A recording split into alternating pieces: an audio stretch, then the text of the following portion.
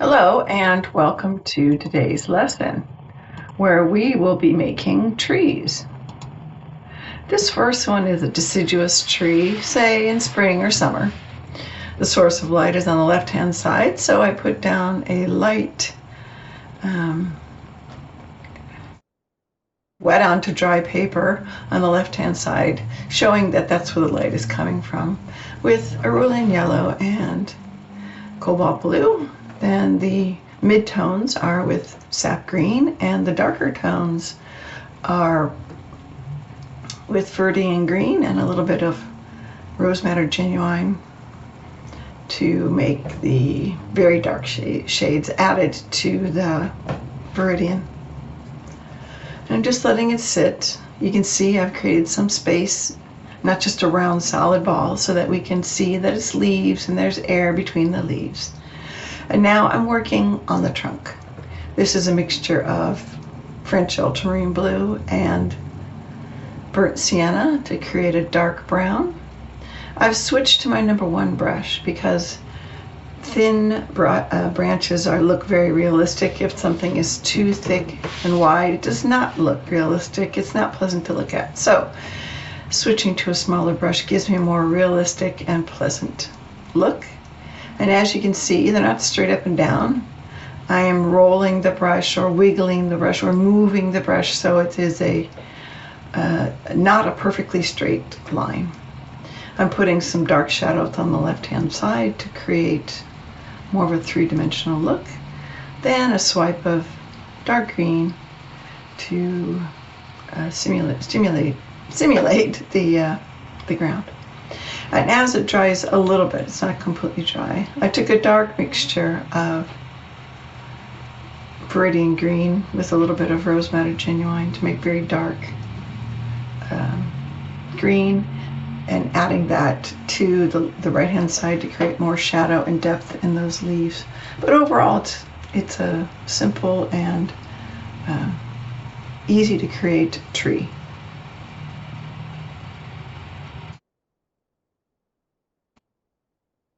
Adding just a little bit more dark on the right hand side of the trunks and the branches with that same dark mix of burnt sienna and ultramarine blue after I finish the shading with the dark green. Makes it look fluffier, more dimensional.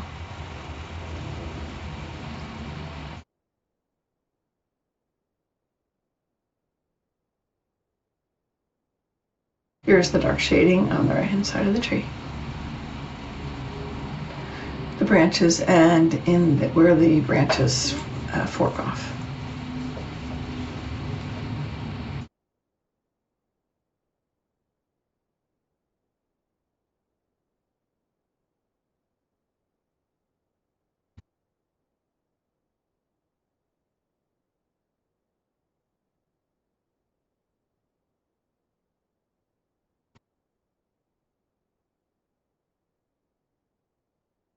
The side of the branches are normally darker in nature as the sun is above us.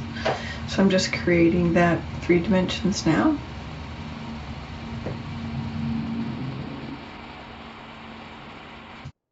Adding a little bit of salt to create even more air on the left hand side, more lightness, more air, a more painterly look. And here I am doing a tree similar with fall foliage, starting with cerulean light yellow on the left hand side where the light is, and adding some orange, which is a mixture of cerulean yellow and rose madder genuine, and then adding an even darker mixture of rose madder genuine with a little bit of cobalt blue to create a warm fall color. Adding a few leaves on the outside so it's not so perfectly formed into a triangle or a ball. Again, leaving space between the leaves, even more so than on the other one because it's fall and some of the leaves have turned and fallen off. And I'm going in with my number 1 brush to create a trunk. I'm not making it perfectly straight, but mostly straight. I'm running a clean, damp brush along the left-hand side to create variegation. In other words, lighter on the left-hand side than on the right, to create that look of light hitting a tree trunk. And then going in between the branches, in between the leaves, to create these thin branches. And again, not straight line, twisting and turning, rolling my brush to create those uneven, random shapes of the branches. You can go outside for inspiration on how branches look, or go online, and you can see even here some of the branches on the outside where the leaves have fallen. There's an opportunity to make some nice thin, interesting branches. Looks like a fall tree that's lost some leaves, right? Again, and adding darker on the shadow side of the trunk and branches.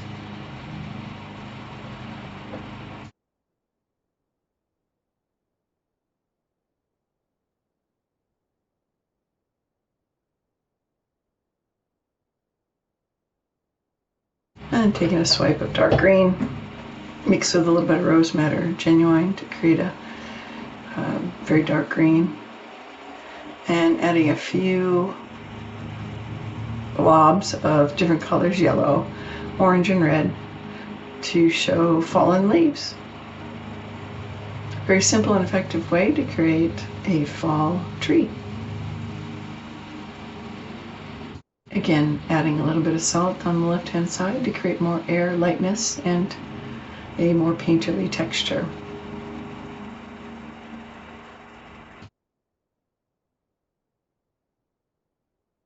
Two more branches.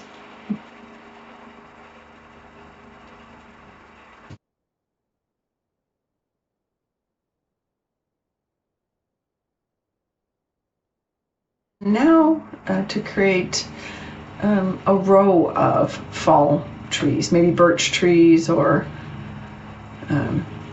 trees in a forest where there's a group of them together that have all turned colors. So starting with the Cerulean yellow at the very top, a mixture of Cerulean and rose madder genuine to create an orange color, blending that with the paint that's already wet and on the palette, adding some darker colors that have muted green in them, like sap green with a little bit of rose madder genuine, a grayish green, to simulate the underside of the trees and the shadow of the forest. And what I'm doing now is doing negative painting. In other words, I'm painting darks to show the background of the forest and leaving white to show the white or light trunks of the trees in the forest. This is from a distance so that you can see how this is done on a very small scale. On this piece of paper is only 4 by 6 inches, but you get the idea of a group of fall, foliage in a forest very quickly. I'm just randomly creating different shapes of tree trunks, kind of mixing brown made with French ultramarine and burnt sienna, and a little bit of that dark green created with Viridian green and rose madder genuine, kind of mixing in muddied colors, and varying it as I go across the line here to create interest. As in a real forest, the light is not always consistent and the same due to different foliage and different lights in different parts of a forest. But you can see the top creates a nice, light, pleasing row of foliage. And then just keep going. Sometimes the paint is too dark, too light, too green, so I adjust that as I go. Here there's a little bit too much green, so I'm adding brown to it to make it kind of match a little bit. The wet paint above, in other words the lower part of the trees there, is still a little bit damp, and so when I'm touching that darker color to it, it kind of blends in with it, which is a really nice effect. And again, I've had a little bit darker area there, so I will, add some of this dark color up top to make it look cohesive with the forest and the air between the trees. Air or foliage. Fixing the bottom.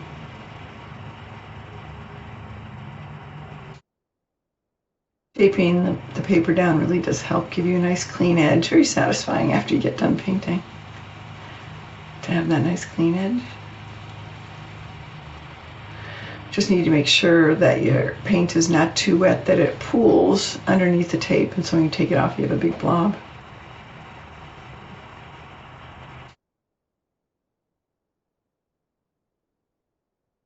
Going on, making sure that the value is similar. Not exact, but similar, so that you have a cohesive painting.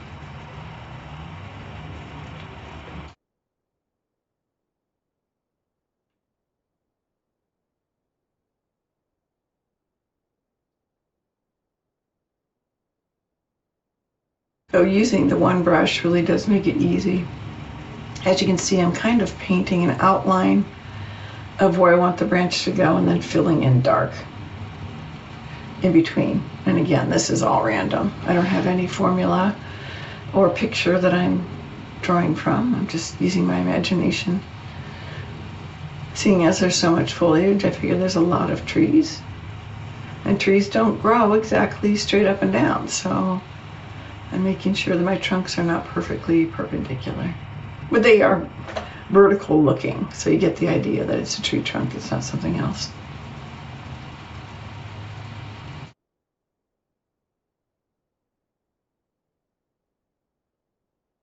And that the branches, even though there is a V shape in some of them, the V's are not the same size or depth or, it's just a random placement.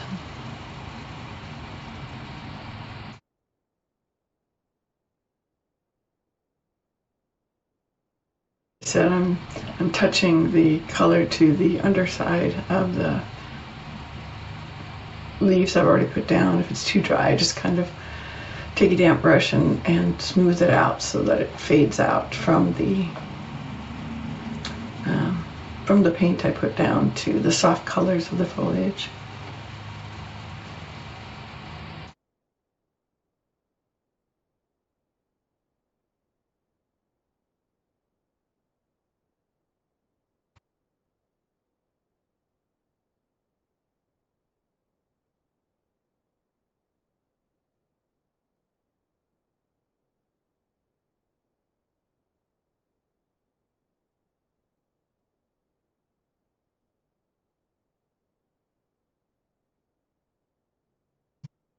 Just softening that edge a little bit at the end.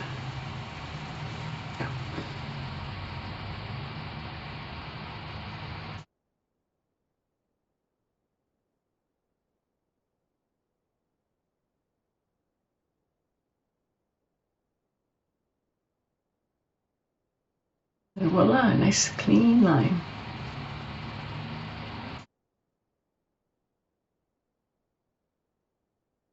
I like that, it's pretty.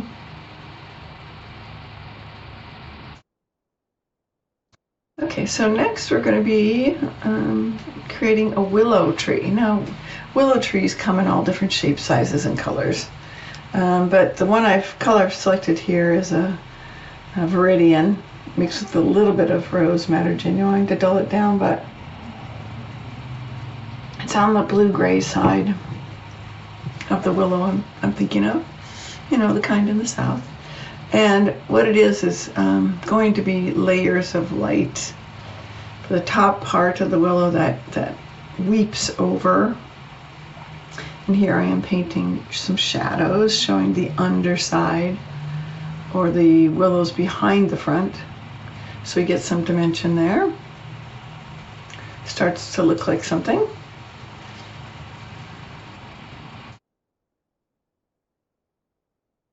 It's not just some Pac-Man type shapes. It's the underside of the willow.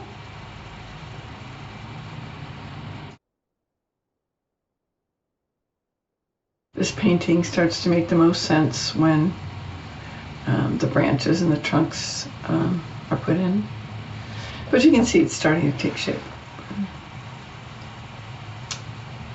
And then the last color is a very dark green made with Viridian and Rose Madder Genuine to tapping out some of the excess water.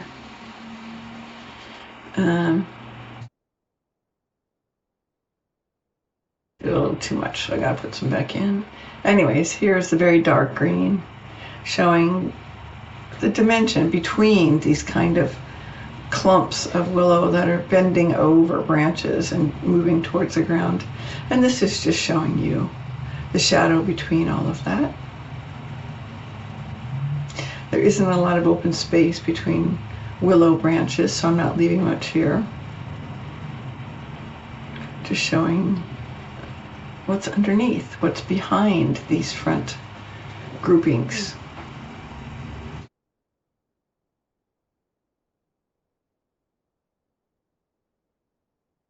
And then starting to put in a trunk, which is definitely not straight on the willow tree.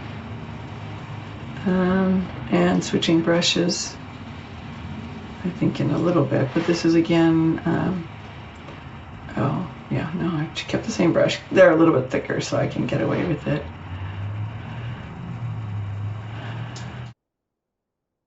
I've switched, yeah. Anyways, and so you can see these willow branches, they kind of go out to the side like fingers and reach up in between these clumps. They look realistic. It's pretty dark trunk on these compared to the light mounds of a willow tree. And there's all kinds of willows. You can, look for inspiration outside or on the internet to find one that you can paint according to the different kind of willow that you would like. But here's just a simple exercise showing you a willow.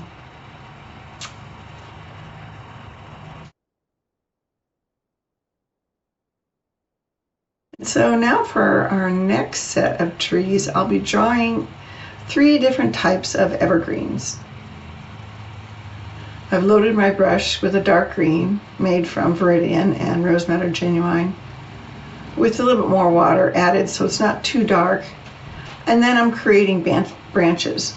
Obviously we know that this evergreen will be kind of in a triangle shape, but I do want to create space between the branches because that's correct for this type of evergreen. It's a cool bluish green, one you might see in the mountains locally here in Southern California.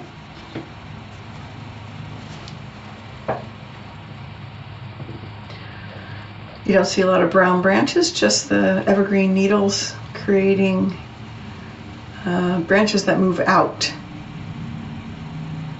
I'm adding a stem, making sure that it's centered in the middle of this. And again,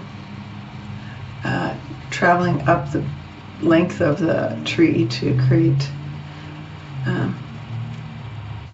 the tree trunk there. Next, this is more of like a Douglas fir. You might see this in some of the parts of the US, but maybe when you're going to buy a Christmas tree. There's a lot of space between branches, and it's an even lighter bluish green. It's almost like you could set something on these rows of branches.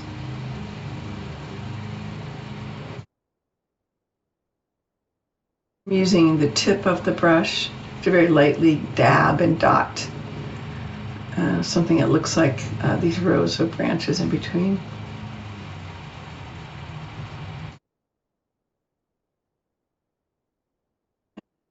Going ahead and putting dashes in between for the tree trunk in a brownish color.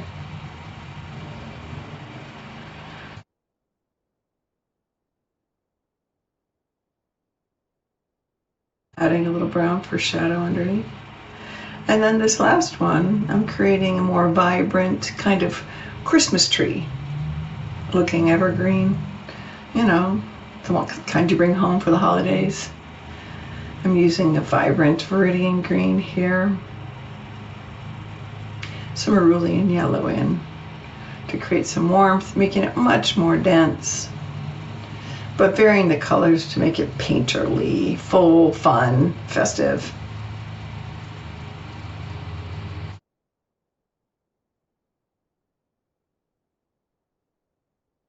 I've got 3 or 4 different greens on my palette, so I'm just adding them, mixing them on the paper to create interest with these evergreen branches.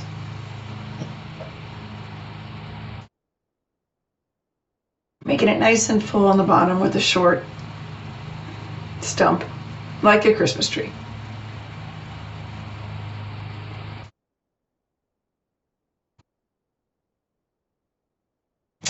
Putting some ground in there. And there you go. There's your evergreens.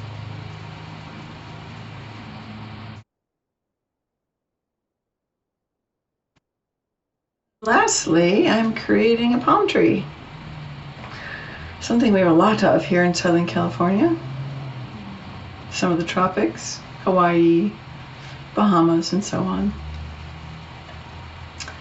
I'm having this light source come from the right-hand side, so I've created a lighter side to the trunk by dragging a damp brush along the bottom of it. And then I'm adding more yellow or lime green branches on the right-hand side and darker ones on the left-hand side where there's less light. So I've created kind of a star shape for the main branches of my palm tree, just mapping out where they would go. And then creating palm tree fronds. Again, I'm familiar with this because I live in an area where there's a lot of palm trees, and so sometimes palm tree fronds lie perfectly straight down, like a cone. But for the most part, they're moving. There's air. Not all the fronds are the same length. Some of them are broken off. Some of them are jagged. They change angles depending on the wind or just where they're growing out of the frond stem. And so I'm making sure to add variety on those fronds. And you can see I'm kind of creating little bumps to show the opposite sides, the top of the fronds there. And then, as I said, going around, I'm making the leaves darker on the left-hand side than the front, where the sun is. I'm sorry, the right-hand side the sun is.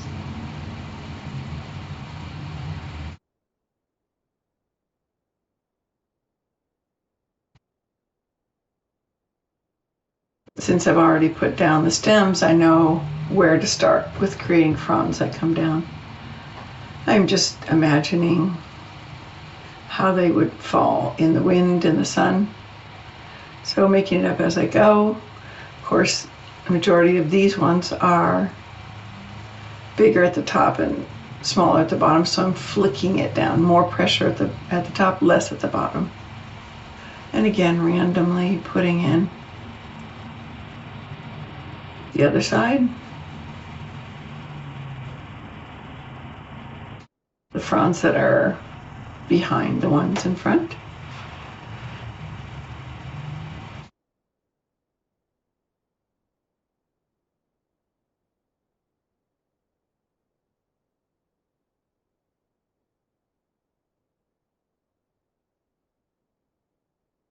This is a slightly darker mix of sap green, a little bit of rose madder genuine, and adding some Viridian and rose madder genuine fronds.